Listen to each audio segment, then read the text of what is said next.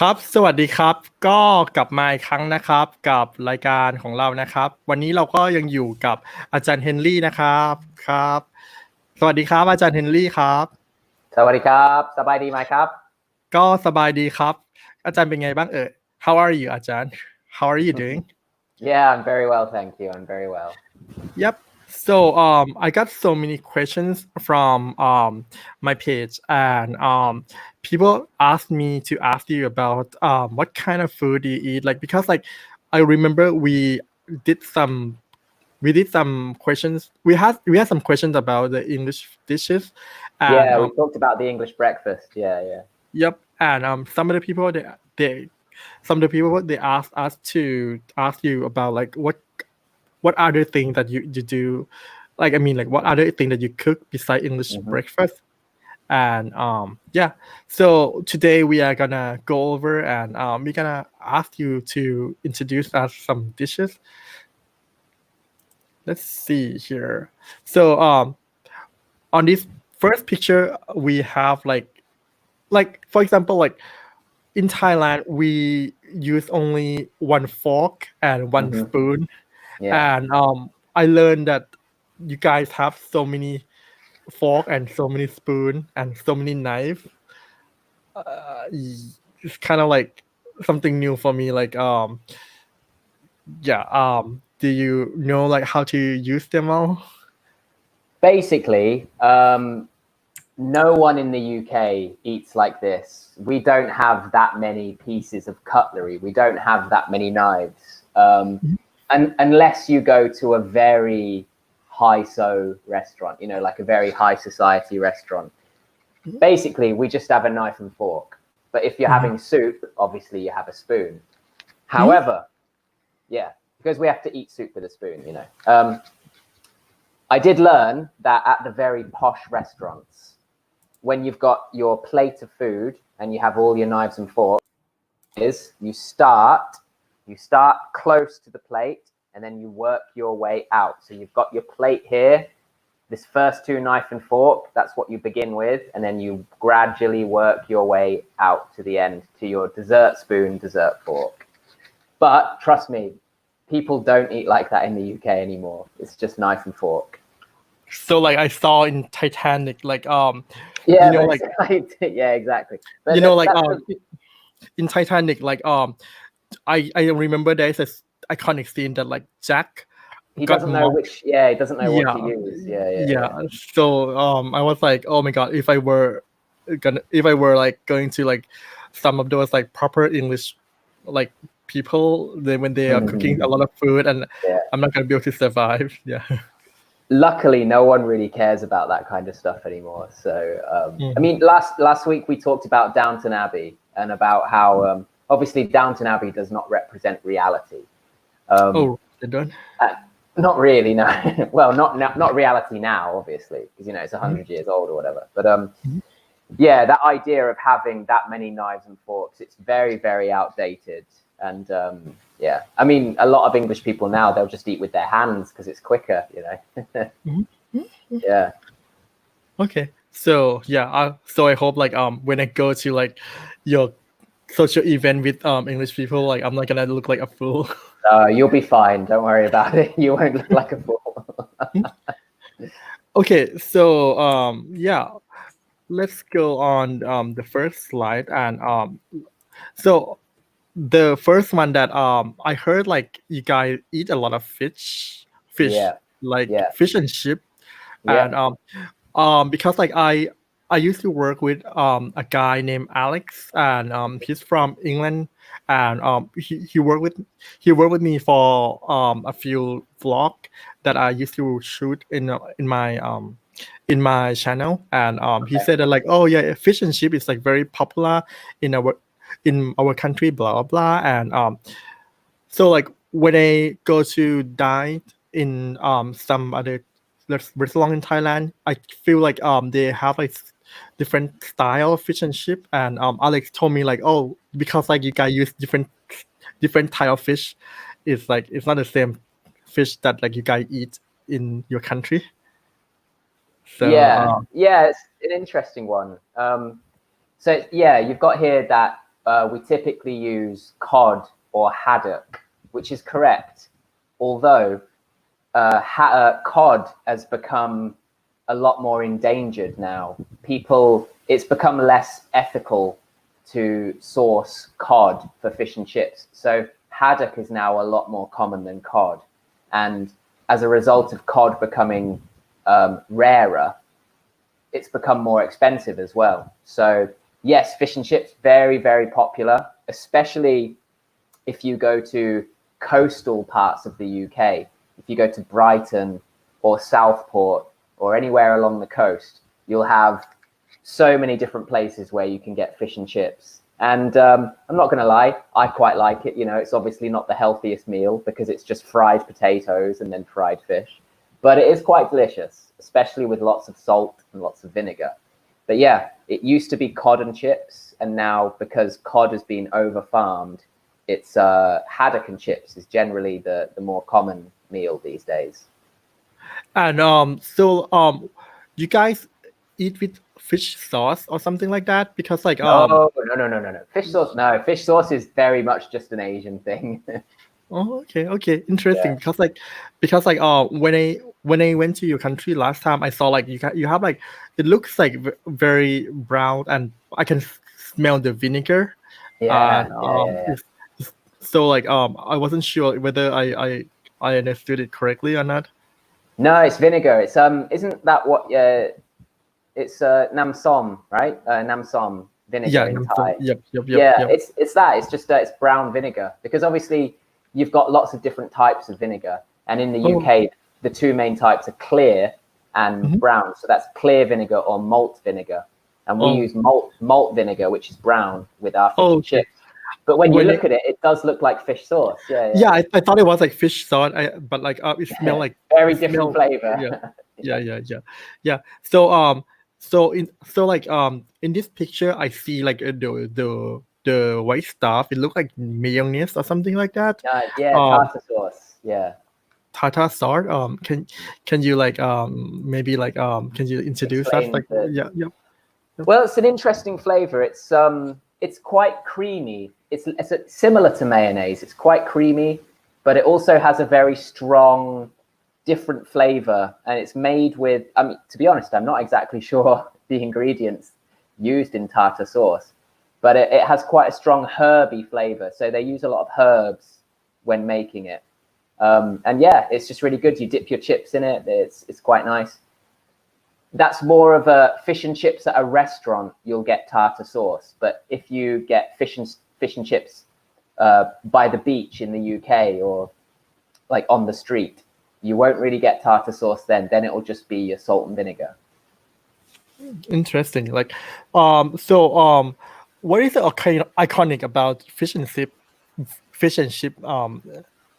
I think it's just that, like, the thing that makes it iconic is just that it's been around for so long. It's just one of those things that people like me just grew up with it. And, you know, obviously people from my parents' generation just grew up with it. It's just one of those things.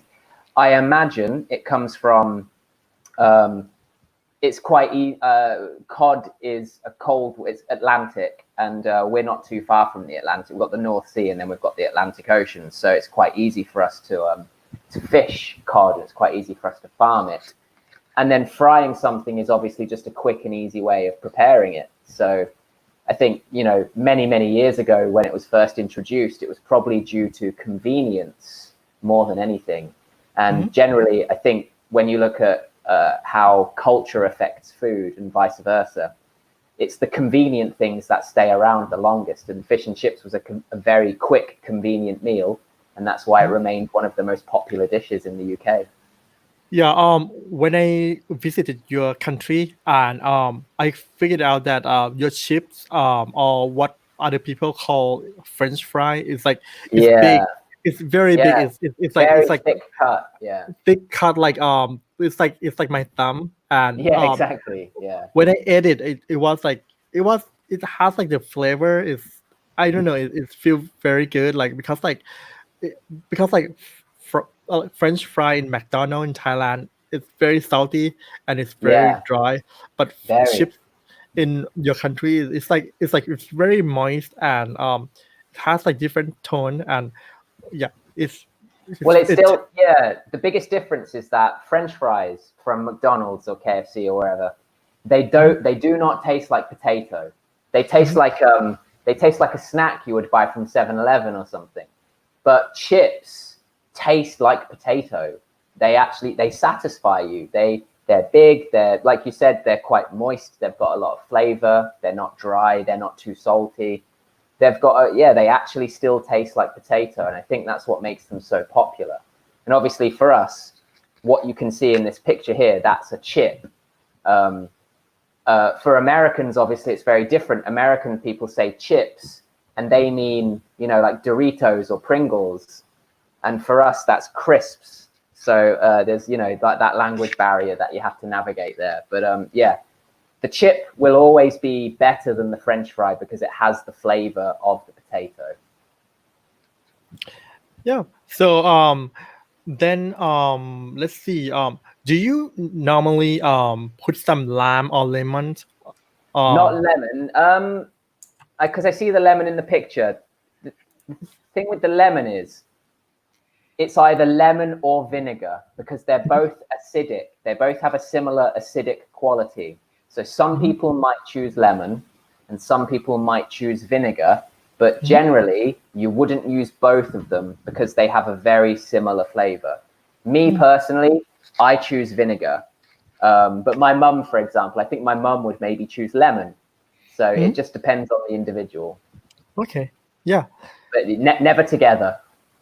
Oh no. Oh yeah. No. I didn't know that because like for me like yeah for me like when I bought them I saw like the some restaurant like when I had it in the restaurant they have like some lemon at the like on the side and then I could smell vinegar, so I thought like am I supposed to like put the lemon in there or is it like for decoration or is it so yeah. Anyway, yeah. So the tartar sauce, I think it I don't know like it make me feel like it's I don't know it has some herb and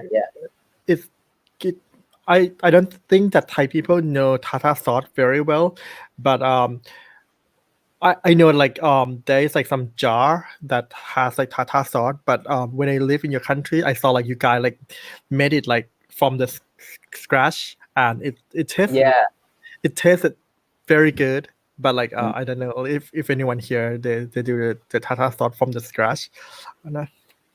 Well, yeah, I mean it is very nice because, like you said, it's got that creamy texture of mayonnaise, but because of the added herbs, it has more flavor and it goes really well with the flavor of the fish. Okay. Anyway, so let's see. We have the Sunday roast. Yeah. Yep. That's the king of dinners, that is. It's like, is it dinner? Oh, it's I thought it was dinners. Anyway, so this is like I had this one accidentally. I mean, like I mean when I say accidentally, I mean like it's a good accident. Because like as a Thai person, like we generally like we don't like anything that look very brown, and most Thai people we don't eat beef. So like this dish like it has like very brown, very beefy. So like it's like kind of like double no for me. But at the time like I didn't have anything to eat, and my friend said like, oh, try this. It's like steak, and for me like I'm like, okay, I don't eat steak, but I eat burger, and that's like, I mean like burger tastes good, but steak I don't eat. Like steak, it just make me feel like it's like steak. If you cook it properly, it tastes good, but if you don't cook it properly, it tastes yucky. It's like tastes like sponge cake, and this one it looks like very dark. It look So when I had it, because of the gravy, it's kind of like it go together with like this type of meat. So that's why I love it so much. And yeah. So Well, like I said, yeah, so the Sunday roast, it's the king of dinners. I mean, the thing about the Sunday roast is some people have it at lunchtime and some people have it in the evening. But either way, it's the same thing. It's not always beef. We've got the very common meats that we have with the Sunday roast. Beef, where am I? Beef, chicken, pork, and lamb. They're the really common ones. Lamb is very, very popular, in fact. I know lamb is not very popular in Thailand, which is a shame because it's absolutely delicious. But all these other elements you have here. So you've got some peas, some carrots, potato. These two round things you can see, that's Yorkshire pudding. And then you've got maybe some cauliflower cheese or something like that. And of course, the gravy is the thing that brings it all together. It unites all the elements on the plate. And it's just like, I'm not a very traditional person, but when my mum makes a Sunday roast, I'm like, okay, yeah, Sunday roast, let's go. And it's one of those things that just brings out the very British side of people, I think. So when I saw in a lot of like British owner, I mean I said like British pub that's like around Thailand, they said like British people, they love Sunday roast, and it's like something that like it's kind of like number two that like every British pub that they must have. And yeah, I don't know if it's true or not, but for me, like I thought like when I go to British pub, they have like American, I mean, I'm sorry, I mean British English breakfast and apple pie, and this is like, it's kind of like something that I can see in every pub. Yeah, a British pub or an English pub, British pub, it's all the same. Yeah. If it doesn't have a Sunday roast, it's not a proper pub. Yeah. It has to have the Sunday roast. Yeah. But it's funny because like the pubs, they do a good Sunday roast, but I think any British person will tell you that their mum does the best Sunday roast. It's always your mum does the best, like whoever you are, your mum does the best Sunday roast. Yeah. Anyway, yeah. So let's see. When you said mashed potato, do you? I mean, like for me, like mashed potato, is that like something that do you have to put it in every dish, or just only? No. It's one of those things. A Sunday roast has to have potato, but a lot of people choose to roast their potatoes, and some people choose to mash their potatoes. Some people have both. They have roast potato and mashed potato, but they're obviously very hungry. I personally prefer the roast potato, so it's very crispy on the outside, very soft in the middle. Some people prefer the mashed potato, so it's just personal preference, really.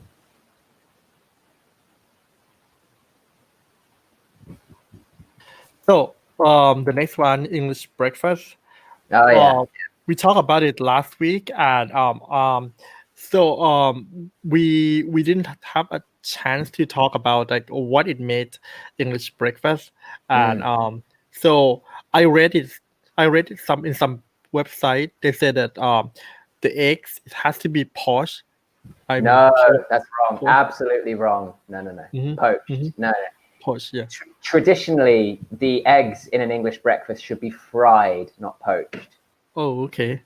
Yeah. Okay. So what is the difference between fry and poach? If you fry something, you cook it in a pan with oil. But if you poach an egg, you cook it in water. And it's very different. Poached eggs are actually very healthy, but fried eggs, because they're fried in oil, are quite unhealthy. ครับ so I think in Thailand we have like something that is similar, but it's not the same. I know, like I saw in Gordon Ramsay the poached egg, I saw like they did it like they put it in like plastic bag, and then and then dip the bag in the water. And in Thailand, like we have something different. We have something called like kai onsen, which is like we I think we boil it, but it's not like we boil in some like maybe short period of time, and then like when we like crack it out, it looks like it's still like it's not Still it's not very, still not solid. yeah. It, So so English breakfast. Sometime when I went into the some restaurant, I saw like you guys have like omelet and instead of like this kind of like the eggs and the sausage. The sausage in England is like so totally different than the sausage in Thailand. In Thailand, like before I went to your country, I know only a hot dog. And when I went to England, it's kind of like it's totally different. It's real. Yeah. It's real sausage. Yeah. That I mean, what? That's one of I don't miss the UK very much, but one of the things I do miss is that when I go to the supermarkets here and I want to buy sausages, I can't buy real sausages. This is a real sausage, and the sausages you get from like Big C or Macro or Gourmet Market or whatever, it's not a real sausage, and it has no place in a full in an English breakfast. You need the real sausage. And let's see, the bacon. Bacon in your country, you use like the I think it's kind of like the back bacon. Yeah, that's right. And in our country is we use like American style bacon. Yeah, streaky bacon. Yeah, and yeah. So let's see. My mom asked me how to make English food, so I said go to the supermarket store. Get the brown sauce, which is like the Worcester sauce. You have to get HP brown sauce. That's the thing. Yep. And it's like we can make everything taste good with the brown sauce. That's exactly it. Yeah, you're right. Yeah. Well, there's an interest in the UK. There's a divide between some people on their English breakfast. 50% of people have HP brown sauce, and 50% have ketchup, and there's a big debate which one is the best one for the breakfast. Now, I personally think HP brown sauce is the best one because it's got a little bit of pepper taste to it. Okay, so we got the viewer said my camera today looked very good, and I like to say thank you so much. Yeah, I feel like I don't know, for me, like I feel like it looked very clear and okay. So we have beef Wellington today. This is a very interesting one. Okay, what is it?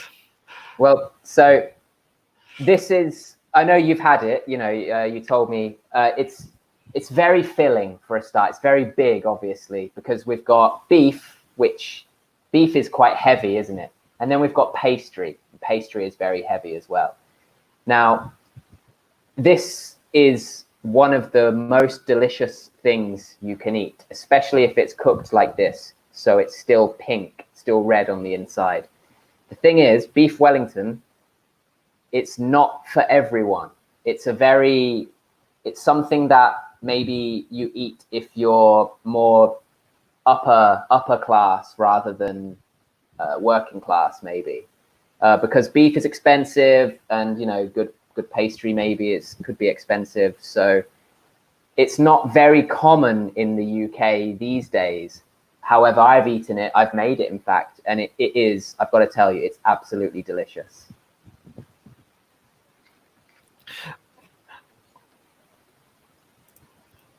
Okay. But for me, like beef Wellington, I saw it in the Gordon Ramsay, and for me, like I feel like it's big, and I cannot finish it, and it looks like it's pastry. It looks like it's kind of like I don't know, but it looks like it's gonna take a while to prepare. And it's not a quick, easy meal. It's not. It's you have to take a lot of time. Yeah. In the end, I was like, is it for me? I mean, like this is this one like how do I eat it, and it looks like very fancy, and I don't know how to eat it. In the end, I feel like it's too much for me. Yeah. Well, you're right. It is very fancy. It's a fancy meal for people. Yeah. It is fancy. It takes a long time to prepare, but it is so delicious. It How do really you is. If it's cooked right. How do you eat it, man? I mean, like, do you just dip it in the sauce, or what kind of sauce do you eat? So you have these slices. You You just get your knife and fork, and you just cut a small piece off. Yum yum yum yum yum. Easy. Okay. And then maybe if you get some sauce, get the spoon and put a little bit of sauce on top. Yeah. What kind of sauce do you use? I saw it on this dish. Gordon Ramsay, they said that they use the red wine sauce, and I was like, what is that? What is that? So a red wine sauce. So obviously, beef is a red meat, so it's a very good. You pair it with red wine because the flavors complement each other. So a red wine sauce you would use with you would get the pan that you cooked the beef in, so that has a lot of the flavor from the beef. You'd add some onions, maybe some garlic, pour some red wine in, and stir it all around. Add some butter, maybe some flour to make it nice and thick, and then you've got your red wine sauce. Okay. It's very interesting. It's a lot more simple than it sounds, and if you get it right, it's อร่อยมากที่สุด. All right. So let's see. We have bango and mash. Bangers and mash. This is a classic, an absolute classic. Yeah. So you might be wondering why sausages are called bangers. What is that? Well, so sausages, the reason sausages are called bangers is because they contain quite a lot of fat, so that when you're cooking them, the fat builds up inside the sausage case, and it actually goes like pop, like that. The fat builds up so much that it pops outside of the sausage skin, so it makes a bang, which is why they're called bangers. And then mash is obviously mashed potato. So that's the story behind the name bangers and mash. And I'm just curious. When you have bango and mash, do you eat with something else? Like, do you eat with the red wine, or do you eat with the anything else, like the toast or anything? No. So you should really, because obviously bangers and mash is not very healthy because you've just got meat and potatoes. So you need some vegetables there. So you should really have it with some peas and carrots or something quite healthy. And I personally would have it with gravy, like similar to the Sunday roast. I'd have it with gravy. But some people like to have it with ketchup, with tomato sauce. It's just, again, it's personal preference. For me, bangers and mash with an onion gravy, absolutely perfect. But for some people, bangers and mash, loads of tomato ketchup, that's their thing. But yeah, you have to have a sauce because otherwise it will be very, very dry and it wouldn't be very pleasant to eat. Okay. That's and on this dish, I see like you have like some onion on it. The onion gravy. Yeah.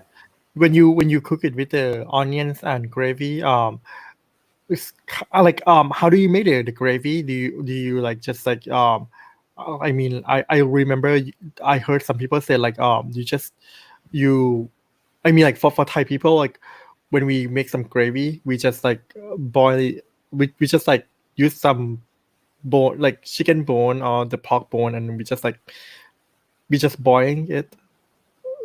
We just boil it. Yeah, you boil it to get the flavor. Yeah. And how do you? Yeah.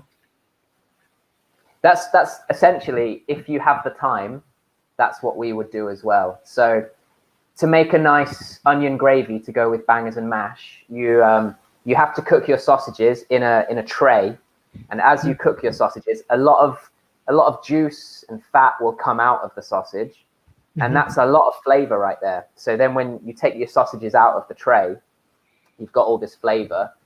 Then like you add maybe a little bit of red wine, a little bit of water, some salt, some pepper, and then you mix it all together so it becomes a very just like a nice juice. And then to make it thicker, to make it gravy, you add a little bit of flour and you stir it all together, and then that's a nice natural way of making gravy. But you know Knorr stock cubes. Yep. So that's a lot of people make gravy using those. They'll just get the Knorr stock cube and just mix it with boiling water, and it's quick and it's easy, but it's not as delicious. It's just it tastes too artificial. So in Thailand we call it Knorr, but Knorr. We say Knorr because the K is silent. I think that's Knorr. Yeah. So it's the same thing, but like for those of you who live in Thailand, that's how we pronounce it here. Yeah. So we have apple pie. Apple pie. Now that's an interesting one. Apple pie is, I would argue, apple pie. It's quite American. It's very British, but it's also very American. I think it's something that spreads across both countries. It's very American and it's very British. An apple pie is generally served after your Sunday roast. So you have your Sunday roast, and then for your dessert or for your pudding, you have your apple pie, maybe with some custard or something like that. So I remember like when I was younger and when I started to learn English, and I have to learn like apple pie is like something that like it's kind of like the first like very beginning when I learned like the English passage on the English story. I have to learn like apple pie is very English, very British, but like when I study abroad. When I went to New Zealand, I saw like apple pie is a bit. It's not British. It looks like something that I can get it from the McDonald's. Yeah. So like, I got confused, and then I went to the US. I was like, apple pie look different than the one that I got from when I went. Very different. Yeah. It looked totally different, and in the US, like they put some ice cream on it, but in the UK, like you guys put some custard. Custard very, very, very common in the UK, and ice cream in the US. Yeah, that's right. So, I've just quickly looked this up just out of interest because I've been to America, and apple pie is so popular in the USA. But a quick bit of research tells me that apple pie originally is from the UK, from hundreds of years ago. It's originally from the UK, but obviously America was settled by people from the UK, so we take our food traditions with us, which is why it's become part of American culture as well. But so it is an original English thing, but now it's enjoyed all over the world. But like you said, in the States with ice cream, in the UK with custard. So we've got these little differences. And I think you guys call it tart or something like the creamy thing that you put on it's like the yellow creamy. I think custard or tart. Is that custard? Yeah. Okay. Custard. Yeah, that's custard is very uniquely British. It's very difficult to find good custard outside of the UK. It's so uniquely British. And it's one of those things that I say, I don't like custard, and then I eat it. I think, God, I love custard. It's creamy, it's sweet. Yeah, it's great. It's so good on hot apple pie as well. Yeah. Apple pie. Is it? Do you serve it in hot apple pie or you serve it in like cold apple pie? Because no, it has to be warm. It has to be warm. Yeah, absolutely. Okay, interesting. Because like, when I studied in the UK, they serve it warm, and when I was in the US, like they serve it cold. So yeah, totally like different. But like I remember like I put the ice cream on and it was melted right away. So I was like, that doesn't make any sense. Yeah. Yeah. Yeah. Yep. So let's see. We have the last but not least.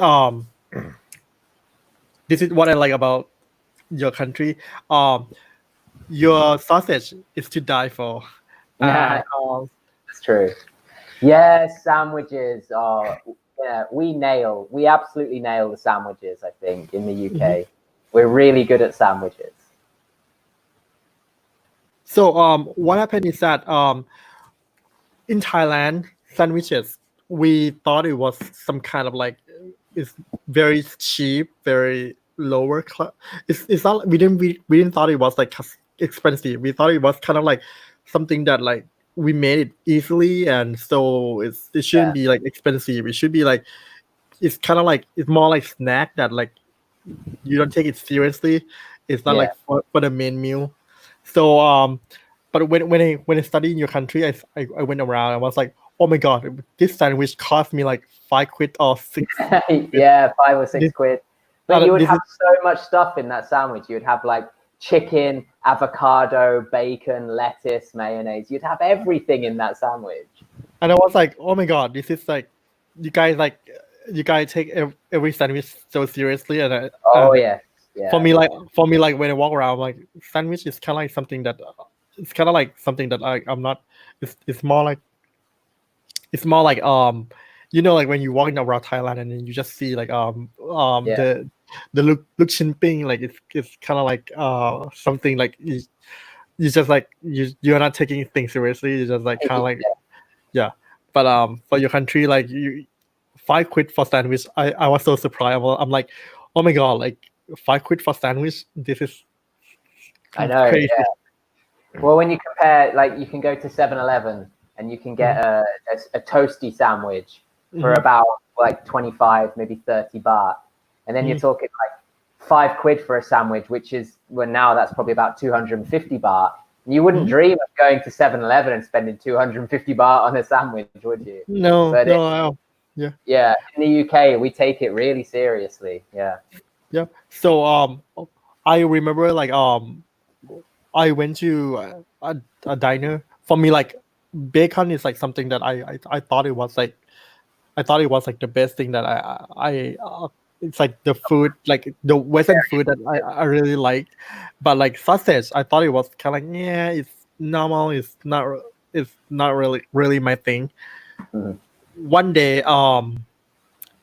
at the diner at my physics department, they said that we don't have anything else left. It's like 5 p.m. We are gonna be shutting down. What else do you need? And I was like, can I have some sandwich? Like, do you have anything else?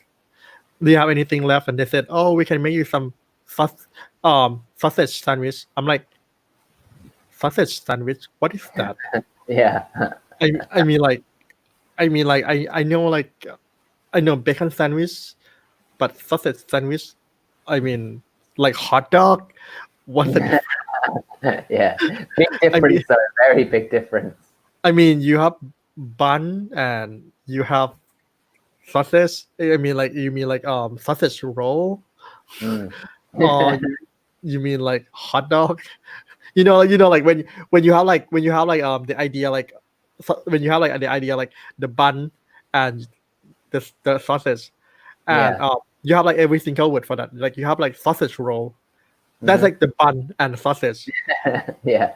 And then you have like hot dog, which is like the bun and something look like sausage.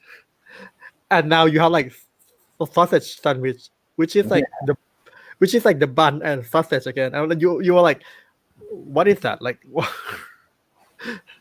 so the lady was like, I'm gonna cut the sausage into half and then put it in the sandwich. And I'm like, so is that the new term? Like you cut sausage into half and put in the bun and then that's the sandwich. That is the classic thing in the UK. So, well, did you like it? Did you like it when you had it? it's interesting. Like it's not it. Yeah, I like a sausage. I mean, it's simple, but the sausage tastes really good. I mean, sausage in UK tastes really good. Yeah.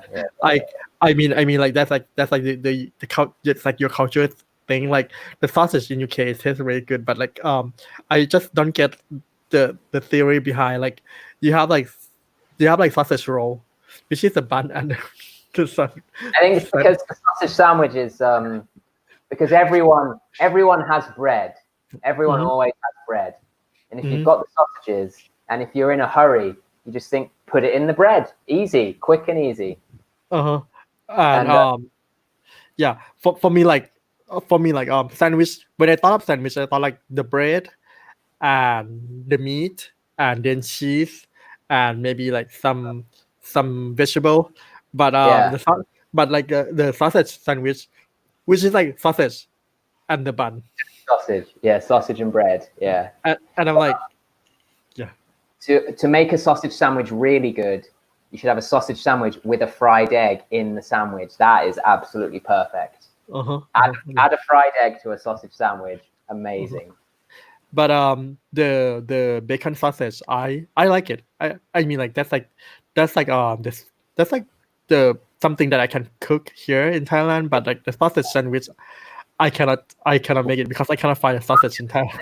Yeah, you can't get these sausages. You can get the bacon. You can make a good bacon sandwich. It's a good hangover food, a bacon sandwich. So if you were cooking the bacon sandwich, how do you make it? Well, you need your frying pan. So you need to fry the bacon in a little bit of olive oil or rapeseed oil or rice Mhm. bran oil, something like that.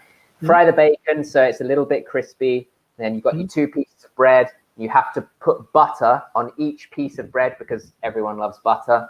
Mhm. You put your bacon on and then either tomato ketchup or brown sauce. Done, ready to go. That's it. But I saw like the brown sauce is not it's not like it doesn't look like very thicky. It looks like watery. Do you like kind of like put it in? You need it has to be like HP brown sauce, which is quite thick. Yeah, it's about the same thickness as tomato ketchup. Yeah. Okay. Yeah. Do you put it like in? Do you put cheese in there, or do you put like tomato in there? Well, sometimes it depends because you've got the breakfast bacon sandwich, which is just bread, bacon, bread. That's the breakfast bacon sandwich. Then you've got the lunch bacon sandwich, which we call the BLT. So it's BLT, bacon, lettuce, tomato. That's one of the most popular sandwiches in the UK. So that's your more lunchtime thing because you've got some vegetables in there. You've got your bacon, your lettuce, your tomato. It's a little bit healthier. Some people might want to add a little bit of cheese or a little bit of mayonnaise and something like that. So yeah, you've got these 2 different types, the breakfast kind and the lunch kind. Anyways, yeah. So it's very interesting. It's very good, and I really miss the sausage sandwich a lot, and Yeah. yeah, and so yeah, it's like very confused for me at the beginning, but it's very good. So the other thing that I like to ask you, where do you shop? Where do you find the English food in Thailand? Good question. Well, it's difficult to find English food here. I'm lucky. I have a kitchen where I live and I cook a lot. I love cooking. I studied cooking when I was younger. So I'm quite experimental. I go to 2 supermarkets. I go to Macro. I'm sure all the Thai people watching know what Macro is. I go to Macro because you can get very cheap vegetables and meat and fruit. But I also go to Big C because you can just find maybe more interesting things at Big C.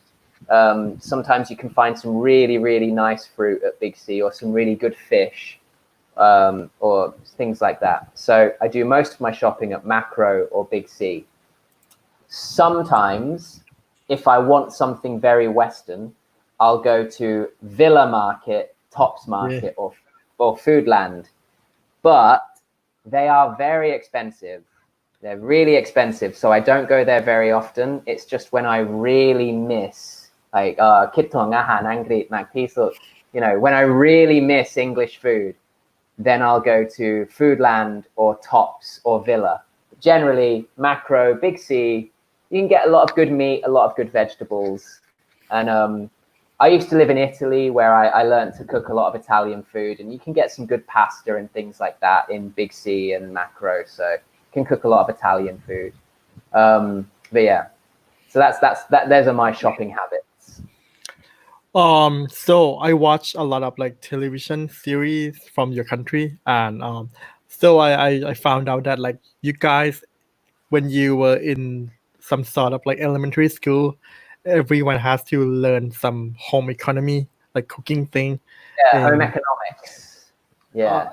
so home economic, yeah. It's kind of like you have to learn how to cook, and for me, like that is like interesting because like in my country here, we don't learn how to cook. we were supposed to learn how to cook, but the thing is like it's not. It's kind of like it's more like teacher. They are doing the cooking, and we just watch. So Yeah. we just don't really learn anything much about cooking. But like yeah, interestingly, like I saw like a few characters in the television series. Like they just cook it, and I was like, oh my god, you guys so manly, and you guys can cook. That's kind of like yeah.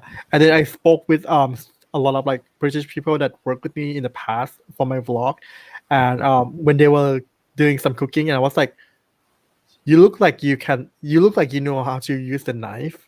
And that is like surprising me because like they don't look like those people that they're supposed to be able to cook. Yeah. Yeah. But like, yeah, go on.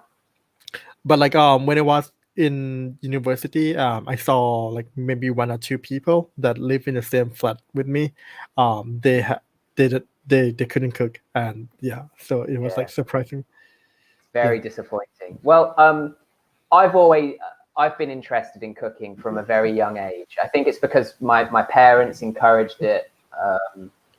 And I've always just been very interested in food in general. When I was younger, I used to be quite fat, so you know I loved eating, and I was just interested in food all the time.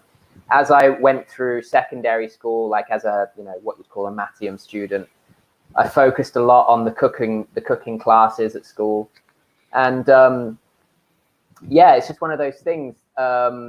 When a similar thing, when I went to university, I shared a flat with these two boys, same age as me, and I was in the kitchen having a cup of tea, and they came into the kitchen trying to cook something.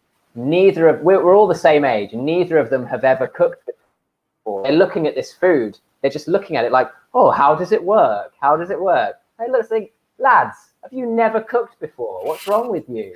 Like, how are you not dead yet? And they just, oh, my mom just cooks everything for me, and I just think, you guys are so pathetic. So I get up, I put my tea down. I'm like, right, get me a knife, get me a frying pan. Come on, I'm going to teach you how to do it. Here's how you chop an onion, things like that. And I think it's obviously you have to be very interested in cooking to pursue it as a hobby. But for me, it's absolutely one of my favorite things to do. Yeah, and yeah, it's kind of like very good. But when I study abroad, like they asked me like, oh, can you help me to cook some Thai food? And I'm like, so like I was like, sure. And then I never cooked, but for me, like I was like pretending I was cooking, so I just cut some meat out, but like so like so I throw some sauce. I put some sauce together, and then like marinate some meat, and then like throw into the frying pan, and that's I was pretending, and then make it look I look like frying, and then they were like, oh, can I have some of this, some of that? I'm like, sure, and then but like in my head I'm like, I don't know what I'm doing. Just like, I don't know, but you can try, and we can be good friends, but yeah, that's don't try at home. Yeah. Well, I had a funny thing because one of my favorite Thai dishes is just pad kapao mo sab. It's so easy. You know, it's one of those things you eat it. My don kid, you just eat it. It's so easy, but it's so delicious. If you cook it right, it's amazing. And I was talking to a couple of Thai people, and they said, "Oh, you should make it yourself. It's so easy to make." And I said, "Oh, can you teach me how to cook it?" And they said, "Oh, I don't know." I was like, "You just said it's very easy." And they said, "Oh, yeah, but my mom always makes it." You know, I was like, "Well, but can you teach me?" Like, no, you know. But yeah, I think because I've noticed this in Thailand. I think parents always cook for their children here. You know, it's always making your kids eat. Don't get na. You know, the parents are always making the kids eat a lot. So the kids never really have to learn how to cook because the parents are always doing it for them. So I ask a lot of Thai people a similar age to me, can you teach me how to make kana mugrob or something like that? And they just think, oh, I don't know. But yeah, it's interesting. Well, just yeah.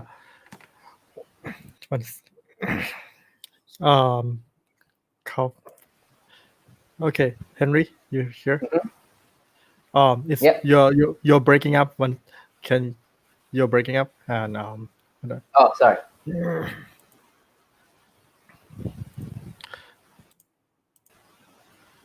You're breaking up a bit. Yeah. Okay. Yeah. It's your back. So yeah. So the other thing is like the Thai omelet. It looked easy and simple. Yeah. It looked Kai easy jiao. and simple. Yeah, kai jiao, the Thai style. It looked easy and simple, but it's difficult.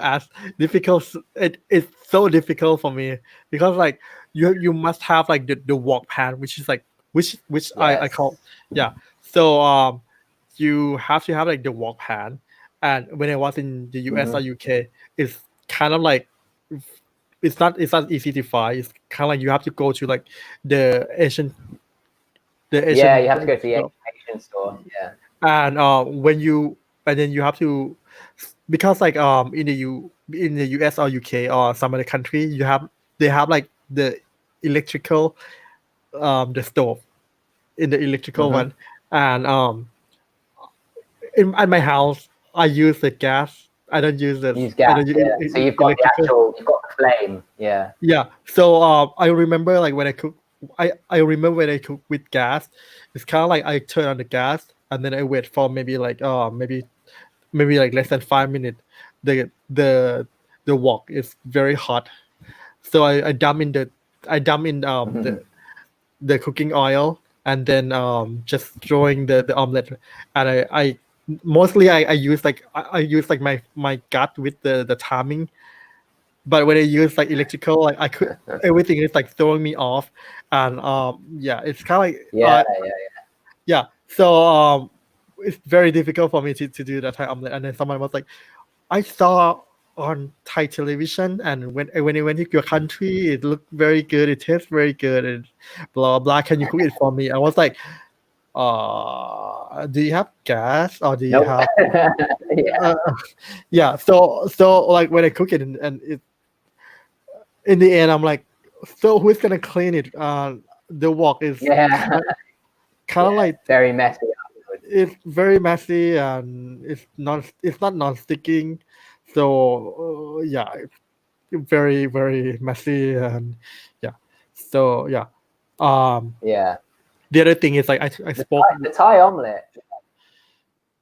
I spoke to the other British guy and I was like, oh yeah, I really like maybe like the meat pie. Can you like help me to find it? And they say like, oh like this blah blah is very easy to cook. And I'm like, all you have to do is like find this dong and blah blah and then like do this and do that. I'm like, hey guy, look at me.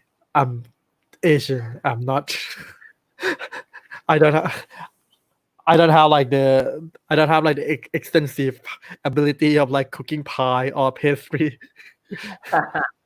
Yeah, very big culture difference there. Yeah, because you don't get a lot of pie in Thai food, do you? I was like, I don't even use oven Oh, I don't even use like the oven thing. I don't even know how to do preheating, and he was like, "Oh, it's easy. You just like get the dough and then you just you and blah blah blah." I'm like, "Oh, have you met me? Like I don't use like that, yeah, etc." And yeah, so Yeah, I've noticed a lot of Thai people in their houses, they just don't have ovens, do they? It's not a very common thing in Thailand. we don't have it. We don't use it, and yeah, maybe for a lot of houses they have it, but they just don't use it. Because it takes too long, and I think the big thing about Thai food is that it's very quick, isn't it? It doesn't take a long time to whip up a bit of pad kapao. But if you think about something you have to put in the oven, you know, it takes a long time. It's not quick. It's not easy. Anyway, yeah. So let's see. Where did my count? Yeah, Hold on one sec. Let me see. Where am I? So my camera is off, and anyway, do you have any other questions about Thai? No, I mean, like I said, I quite like Thai food. I know quite a bit about it. I don't cook it myself because I'm not Thai, so I can't cook Thai food. I cook a lot of Western food, a lot of Italian food. But yeah, just talking about food so much has made me feel very hungry, which is, you know, รู้สึกหิวมากเวลา talk about food. Yeah. Well, British food, I like it. I mean, I miss mince pie also. It's the mince pie. I mean, like the pork pie. I still buy it from. Pork pies, yeah. Yeah, the mince pie, pork pie. Yeah, those kind of pie. I still buy it from Villa Market, and they all are very good. But the thing is, like, I don't have. They are. Yeah, I thought so. They are very expensive, and but it's worth it. I mean, like, it's very worth it. And one of the English guy that I work with said like, oh, just made it. Like, I mean, like, he said like, oh, the brand is Iceland. Like, you don't buy the Iceland food. And he said like, oh, that brand is like for the scally people. Yeah, well, that's the thing. It's funny. Like when I've gone to Villa Market or Tops, I look at some of the brands and I think, wow, in the UK, these are like pretty bad. But because you can't get them in Thailand, they're suddenly like, oh wow, very good because it's imported. But in the UK, you'd think, I'm not eating that. You know, yeah, this is scally food. He said like that's like scally people. That's like scally, and that's the scally brand. I'm like, but it's whatever I can get. And he was like, that's like the thing that like the mom with 3 kids with different dads. Yeah, exactly. Yeah. And I'm like, oh yeah. So but like, yeah, it's kind of like interesting for me, but I don't know, like I hope that some people like import more brand and well, yeah, maybe we should go into business and make like a pork pie shop in Bangkok. We'd make a lot of money. Anyway, thank you so much for tonight. Are you still teaching, or like what is the deal with you now? School is still closed. School is supposed to open up on the 1st of July. So until then, I'm teaching online, which I actually really enjoy because it means I don't really have to get up very early in the morning. So it's okay for me. But yeah, apparently school will open again on the 1st of July. Okay. Well, I hope it's going well. I mean, like the Thai school, they just open it, and they just open it on it's like online thing, and people are still complaining because like I don't know, like it's kind of like if you want to study, you have to get some certain mobile phone and to be able to watch online. Yeah. It's Exactly. You need a phone or a tablet or a laptop. Yeah, it's not fair for the students who don't have those facilities. No. For me, like I don't know. It's very messy, but like at least like student they can learn. That's like the only concern. Like what we're doing isn't perfect, but it's better than nothing. Really, at the end of the day, it's better than doing nothing, isn't it? So. Anyway, thank you so much, and I hope you have a good night. Let me close the show. My pleasure to talk about food. Yeah. ครับ Let me close the show then ขอบคุณมากนะครับสำหรับติดตามสำหรับคืนนี้นะครับผมก็ต้องขอตัวก่อนนะครับแล้วก็มีอะไรก็ฝากมาที่คอมเมนต์ข้างใต้นะครับผมก็จะตอบเดี๋ยวก็ถ้ามีอะไรฝากถึงอาจารย์เฮนรี่ก็ตอบได้นะครับอาจารย์เฮนรี่เขาก็จะมาสอนทุกๆวันพฤหัสนะครับถ้าเกิดเราไม่มีอะไรติดค้างหรือว่ามีปัญหาอะไรก็จะมาประมาณสักวันอังคารหรือวันพฤหัสนะครับก็ดูนะครับว่ามีคำถามอะไรเดี๋ยวเราก็จะตอบนะครับสำหรับวันนี้ก็ลาไปก่อนนะครับ Thank you so much อาจารย์เฮนรี่ and anything you like to say Yep anyway see you later bye bye โชคดีนะครับ goodbye